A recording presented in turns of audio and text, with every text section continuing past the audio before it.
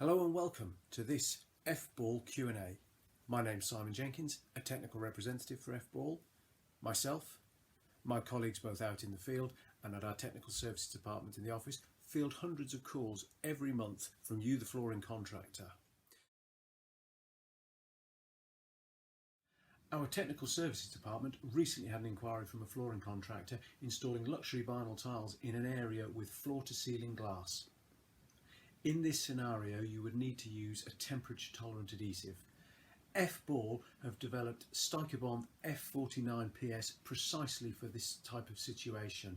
It is a temperature-tolerant adhesive and can cope with a range from -20 to +60, but, and most importantly, it is also a pressure-sensitive adhesive and brings all the benefits that that type of adhesive gives to you, the contractor.